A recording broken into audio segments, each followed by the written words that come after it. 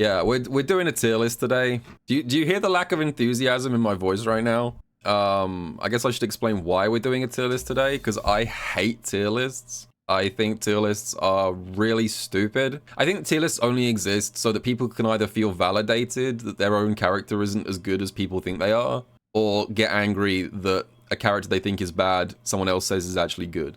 That's all they really exist for.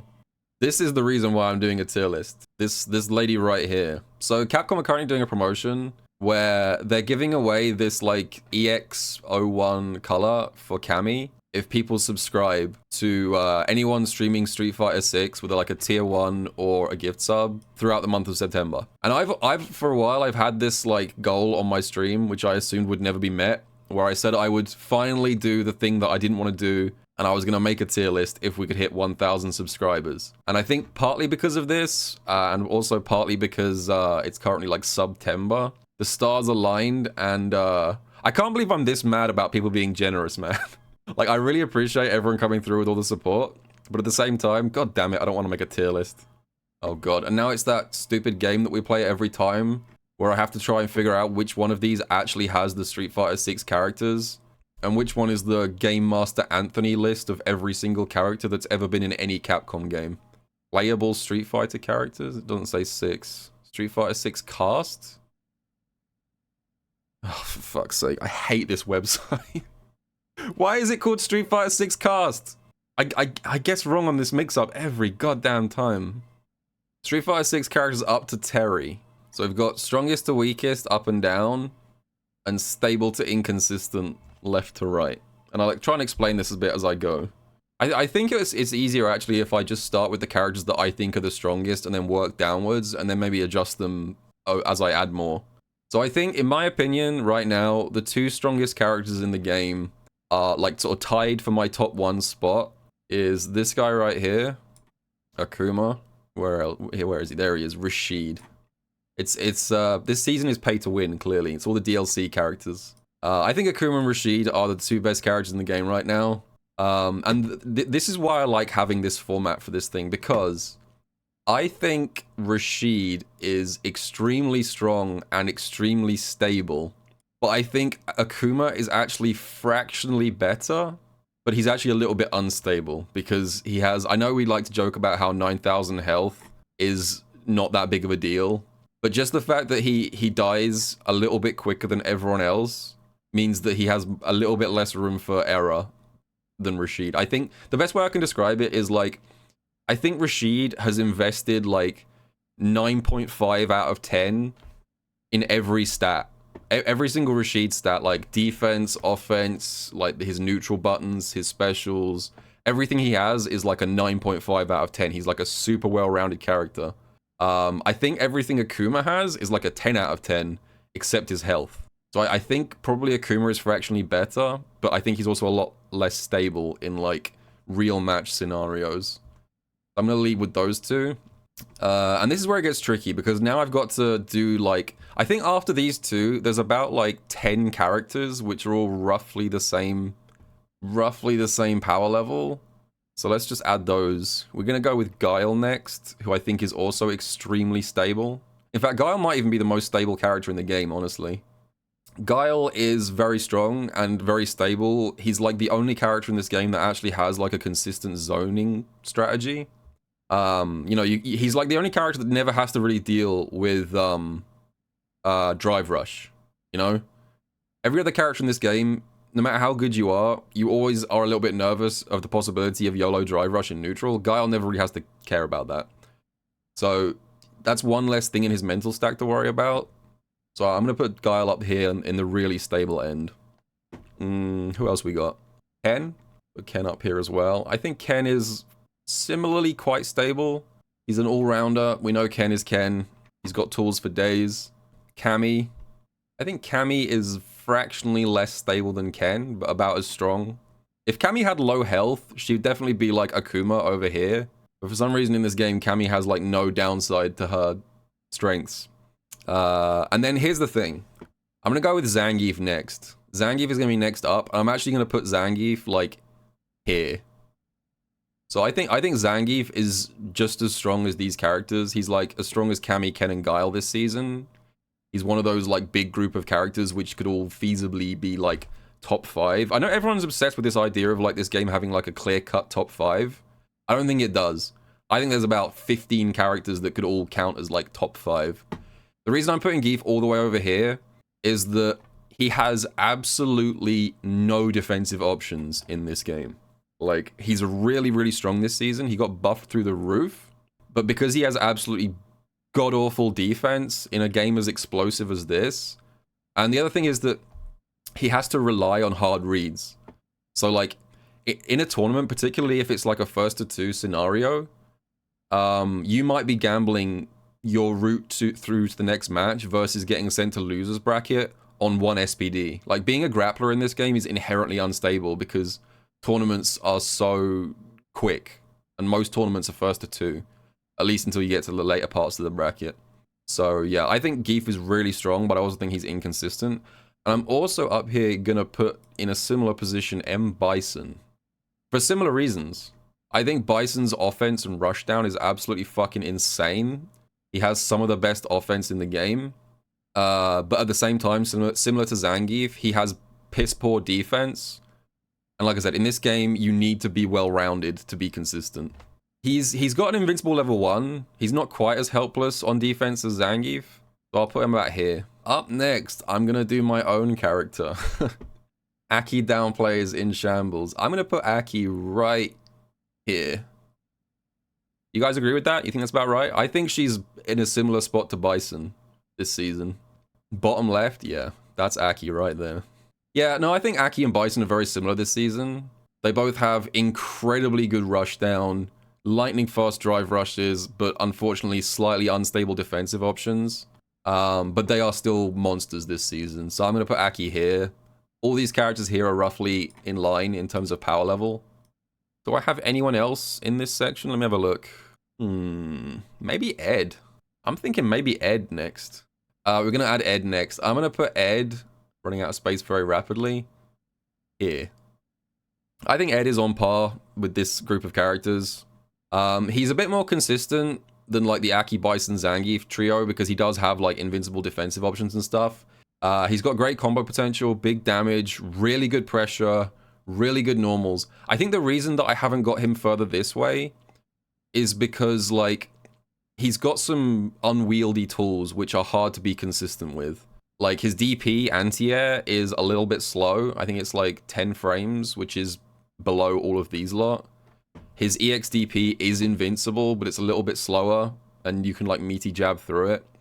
I think his skill ceiling is a little bit higher. Like there's less room for error with Ed than these three. So I'm going to put him out here.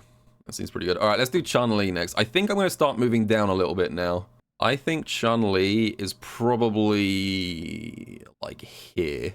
She's kind of just like a slightly worse Guile this season. They nerfed her walk speed, which is a big part of her game plan. She's still annoying. I still don't like fighting Chun-Li.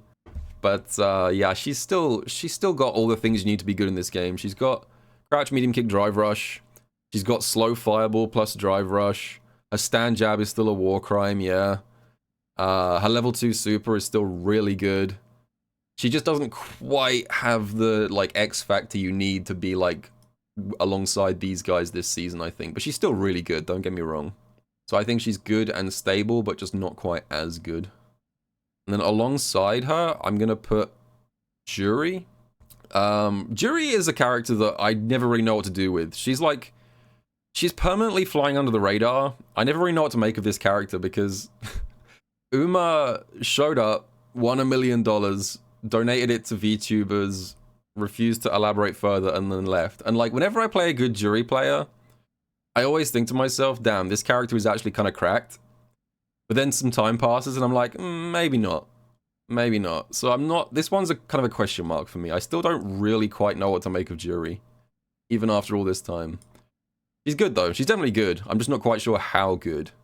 She's still got the godlike drive rush. She's still got probably the best anti-air DP in the game. Her low fireball, the one that goes on the ground, is amazing. Yeah. I'm not certain about that one. I'm just going to leave it there for the time being. Let's go with Luke next. I actually think Luke is kind of underrated this season. We've seen a lot of Luke players disappear. Luke is very stable. He's got the same thing going with Ken. He's like a slightly worse Ken this season. I think the thing about Luke is that 95% of Lukes have disappeared this season, but not because Luke is bad now, but just because Ken and Akuma are just Luke but better, right? Like, why would you play Luke when Ken and Akuma exist? Kind of situation, but he is still good. I mean, there are a couple of Lukes left. Yeah, like Noah's still kicking around. I think Bonchan still plays a little bit of Luke. But just because people drop a character, it doesn't really tell the full story. Like, back in Street Fighter 5, I don't know if you guys remember this. In fact, it's funny. This is Luke experiencing like the reverse of Street Fighter 5. So in Street Fighter 5, there was a group of players that played Karin every single season. And their entire game plan was hit, confirm, crouch, medium kick into a full combo into death. And Karin was consistently good across most seasons of Street Fighter 5. But then right at the end, when Luke got added to Street Fighter 5 and he did every single thing that Karin did but better, the Karins disappeared. There was almost no Karins left by the end. I think like Punk was the only person still kind of playing Karin. Almost every Karin player dropped Karin for Luke because he was just a free upgrade. And I feel like that's what's happened here. Karin was still good, even though everyone dropped her. And likewise, Luke is still good, even though most people have dropped him. So, yeah, we'll stick with that.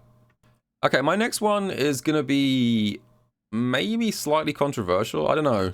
You guys think this is a controversial pick? I'm actually going to put, alongside these characters, I'm actually going to put DJ here. I think DJ is still really good.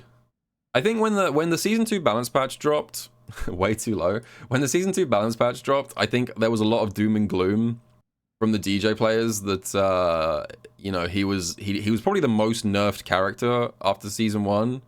But I feel like, hang on, let me do two characters at the same time. I'm going to do DJ and JP here. I'm going to put JP as slightly less stable. We're going to put JP here as well. Both of these characters got nerfed quite significantly at the end of Season 1. And like in the heat of the moment, it looked like they were both a lot worse. But now that we've had a bit of time to like process the changes, what Capcom actually did was quite clever. I actually kind of appreciate what they did to these two characters because DJ and JP are both still very good characters. It's just the people who were just abusing their broken stuff, those players specifically got nerfed. The people like who were playing DJ and just doing minus frames into Sway 24/7, those players got nerfed. But the ones who were actually like using DJ in a sensible way didn't really get affected by the nerfs at all. So I feel like they made both these characters less brain dead, which was a good move. And JP as well, you know, EX Amnesia spamming on Wake Up is now a lot more risky. So both these characters are still good. You just can't play them like autopilot anymore. The people who are already good with these characters feel just as strong as they were last season. Right, we're getting down here now. I think what I'm going to do, let me just check the list so far. I think we're going to go down to a kind of midpoint now. So I'm going to put Ryu here next. I think Ryu's the next best. Ryu is a strange one. This isn't, like, to me, this is kind of like Jury. I'm not sure about this one. Ryu is a strange one because it's the same situation as Luke, right? I actually think Ryu has a lot of potential. He might actually be good. Like, I wouldn't be surprised if I look back on this a year from now and go, what the fuck was I thinking? Ryu was actually up here. But it's just that I can't see enough people playing this character. There's no reason to play Ryu when Ken and Akuma exists. I think Luke and Ryu are probably similar power levels. I just don't see, like, anyone playing Ryu. That makes me, like, reassess my thoughts. So I would say I'm not certain about that. Like I said, it wouldn't surprise me if he was a high, but for the time being, I'm just going to leave him there because I just don't have enough to work with this character. There's just too many free upgrades. You just send Capcom like $8 to buy Akuma, and Ryu just got like all the buffs you could ever want. That's the biggest Ryu buff, picking Akuma. So yeah, we'll stick with Ryu there for the time being. And I'm also going to put alongside him Blanca. Bit less stable, probably in the middle somewhere. Blanca's gonna be my dead center character. Blanca got nerfed from last season. His set play with the Blanca Chans is a lot worse now. He's still good. Like, I want to emphasize that in this game, the tiers are very condensed. So the gap between the strongest character and the weakest character is not that big. This isn't like Marvel 3, where like the top one and the bottom one are light years apart. So even though Blanca is down here, I still want to emphasize that he's still a really good character. He's just a little bit less explosive now. He can't just immediately like win the game by activating level 2. But he's still good. He's still got some great buttons. His crouch medium punch is still a war crime. His back medium kick as a pressure option is bananas. I don't know why his back medium kick is still, what is that, +2 on block? And has like 1 million active frames? That thing's crazy. Alright, I think from here on out, I'm going to be moving down now. We're going to go further south in this list. Right, looking at the remaining characters, minus Terry. Oh, fuck. I clicked on Terry, so now I've accidentally added him to the list. Alright, whatever. We're going to put Terry as bottom 1, based on nothing. Terry is unplayable. He's literally unplayable. Like, he's literally unplayable right now. He's not in the game. That means he's the worst character because he's straight up unplayable. Yeah. Inconsistent and has never won. Have you ever seen a Terry player win a single ranked match? Of course you haven't. Right, let me try and figure out how I'm going to order. I think pretty much everyone on the planet would agree that these are the worst characters in the game. Maybe some people would put Dalsim separate from these lot. I think these are like unarguably the bottom 7. I think I'm going to split this into 2 tiers for these lot, because I think there is a little bit of a gap between them. So I am going to put Manon here. I know Manon players are going to hate me for this. I don't think Manon is as bad as Manon players think she is. I don't think she's great. That's why she's down here. But all of this Manon bottom 1 unplayable garbage character stuff, I just don't see it. She has great normals. She's got a surprisingly solid neutral game. She doesn't have the random factor that I think a lot of people want in this game. Like, you can't just YOLO drive rush with her. She has to be played more solid at high level than you'd expect. But I do think she has a lot of potential. So, yeah, I'm going to put Manon here. She's still inconsistent. She's still not great. But she's not the worst. She's definitely not bottom 1, as far as I know. I'm also going to put Lily here as well. I think Lily's a little bit more stable. In fact, I'm actually going to put Lily 10 pixels higher. I think Lily is slightly better than Manon. Lily is, she's just like a grappler in this game, but she's a grappler that doesn't have the inconsistency that a lot of others do, I think, because she has easier ways to get in, and she has better ways of getting the opponent off her. She has like a DP anti-air. In fact, you know what? I agree. I'm actually going to put Lily like here. I'm actually reappraising Lily in real time. I'm going to put her, I think she's below Ryu and Blanca, but I'm actually going to put her like here. She does rely on win stocks, which adds a little bit of instability to her game plan. But the fact that she's, despite being a grappler, she has really good movement, I think that's what separates it. Like, Manon and Zangief have terrible movement. They're kind of sluggish and they have bad drive rushes. Lily is very mobile for a grappler in this game. Once she gets win stocks, she immediately becomes threatening even from full screen. So that's why I'm putting her more towards the stable side. Okay, up next, I'm going to put Kimberly alongside Manon, leaning towards slightly inconsistent. I don't really rate Kimberly. To me, in this game, Kimberly is like what Cammy should have been. So, like, in every previous game, Cammy's whole thing is that she has ludicrously good movement. She's a super high-speed character. But to make up for the fact that she moves at 8,000 miles per hour, Cammy usually has some kind of thing to offset that. And usually, in previous games, that's like low damage output. That's often the thing that they use to like offset Cammy's strengths. Usually she gets low damage output, sometimes she'll get low health. Kimberly has Cammy's movement, but she just does no damage. She's constantly spending tons of drive to do no damage. Cammy can end a round in like 2 interactions. Kimberly needs like 5. She needs to do so much more work to get the same result. So that's why I'm putting her down here. I'm also going to put Marissa around the same place. I think Marissa is probably on about the same power level as Manon. I think she really fell off this season. All she has going for her is high damage. Like, all she can do is post highlight clips where you block a DP. That's pretty much all Marissa does anymore. When was the last time you saw a Marissa clip that wasn't just blocking a DP and doing 16 trillion damage? That's all she's got. Outside of that, her neutral is meh. Her tools are meh. She's not that threatening, I don't think, anymore. Like, when I get... Here's the thing. Here's how I think about it, right? When I get knocked down by a command grab character, how much am I sweating? How much moisture can I feel in that rift between my buttocks? And the answer is, if it's Geef, I'm sweating buckets. If it's Lily, I'm sweating a little bit. If it's Marissa, I'm not really sweating at all. I just don't think she's scary, and that's usually like a death sentence for a command grab character. And then I think these are my bottom three. And I'm gonna order them like this. I think Jamie is probably the most stable of the bottom three. Jamie just has to clear too many conditions. It's the same exact. He has the exact same problem he had last season.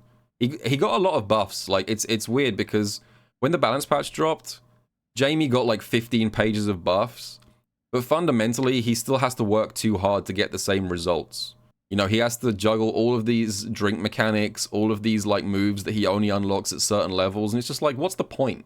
Why would you go through all of those checkpoints to finally unlock a character that's as good as Akuma? Do you want the character that has to drink 4 times to be broken, or do you want the character that's just broken from round start? He's not actually broken. I'm being a bit hyperbolic right now, but you know what I mean. You're clearing a bunch of conditions to become a good character versus just being a good character outright. So that's why I have him down here. But he does have some decent tools. He's got a dive kick. He gets a command grab. He's got a DP. He's not completely helpless. Next up, I'm going to put Dalsim like here, I think. Dalsim's a character that I think some people still think has like hidden potential. I've talked to a few other top players, and some people are sort of saying like, in theory, Dalsim could be good. There's some kind of like secret Dalsim tech that's waiting to be found, but I'm just not seeing it, man. I'm really not seeing it. He's potential, man, exactly. He's not playing the right game for this game's meta. Street Fighter 6 is not about like keeping your opponent out with normals and running the game to timeout. Street Fighter 6 is about snorting an entire bag of cocaine and then face rolling at your opponent as hard as you can, right? That's this game's meta. Dalsim can't do that. He's just not built for this game. He doesn't have the tools you need. He doesn't have a good drive rush. His offense isn't very scary. He doesn't have a lot of the tools he had in Street Fighter 5. Like, they got rid of Yoga Gale, which was one of his best tools from 5. It's just gone now. Overall, his movement is slower. I don't like how unwieldy he feels to use. Like, a lot of people ask me, like, why I didn't play Dalsim in this game. And I knew I wasn't going to be a Dalsim main within, like, 10 minutes of picking him. Because he just feels so heavy in this game and so, like, unwieldy. Like, in Street Fighter 5, Dalsim was really fast. He felt almost like an anime character, the way you could move around the screen extremely efficiently.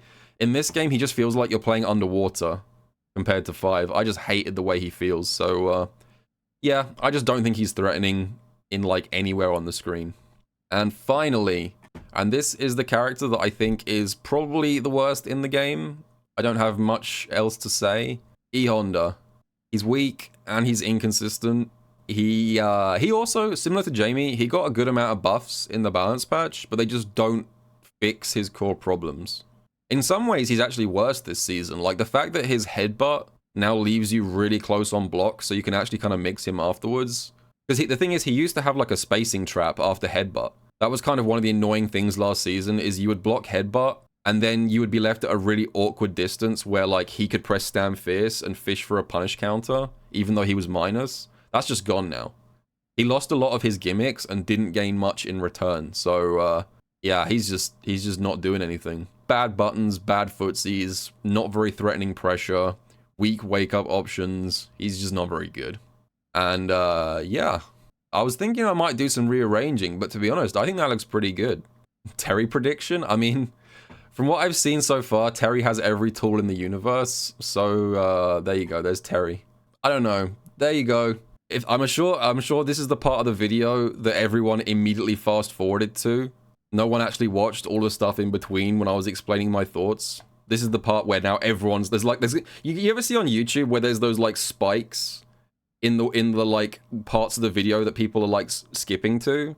You're gonna see the biggest peak in history on this screen right here. The whole rest of the video is just gonna be flatlined. Run the ads now. So, yeah, there's my tier list. Please feel free to yell at me. You know, tell me I don't know anything about the game, the usual stuff. And I just want to say, just thanks again to everyone who did subscribe. I know I whine about making tier lists, but I do appreciate all the people who've been coming through to support the Twitch channel and the YouTube channel as well. It means a lot to me. And I got big things planned for the future, so I will see you guys in the next video.